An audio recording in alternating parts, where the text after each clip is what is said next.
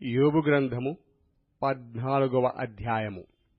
స్త్రీ కనిన నరుడు కొద్ది దినముల వాడై మిక్కిలి బాధనొందును. పువ్వు వికసించినట్లు వాడు పెరిగి వాడిపోవును. నీడ కనబడకపోవునట్లు వాడు నిలవక పారిపోవును.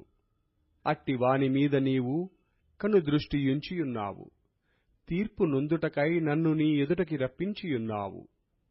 పాపసహితునిలో నుండి పాపరహితుడు పుట్టగలిగిన ఎంత మేలు! అలాగున ఎవడునూ పుట్టనేరడు. నరుల ఆయుష్కాలము పరిమితి కలది. వారి నెలల సంఖ్య నీకు తెలిసేయున్నది. మించజాలని వయఃపరిమాణము నీవు వారికి నియమించియున్నావు. కూలివారి వలె తమకు నియమింపబడిన పనిని వారు ముగించు వరకు వారు విశ్రమము నొందునట్లు వారి వైపు చూడకయుండుము.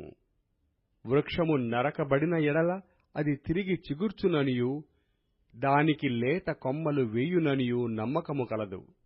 దాని వేరు భూమిలో పాతదైపోయినను, దాని అడుగు మొద్దు మంటిలో చీకిపోయినను, నీటివాసన మాత్రము చేత అది చిగుర్చును.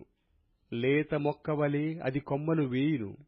అయితే నరులు మరణమై కదలలేక పడియుందురు.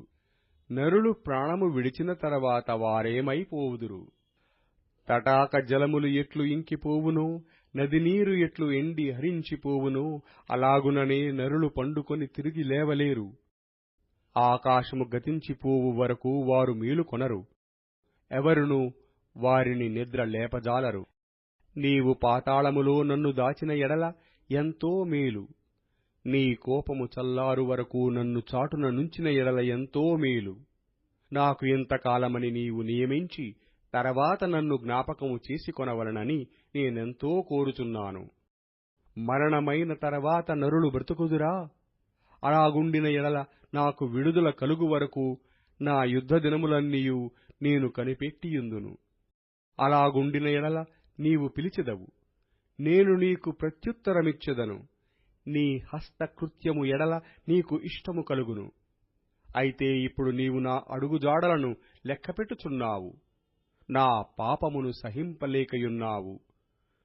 నా అతిక్రమము సంచిలో ముద్రింపబడియున్నది.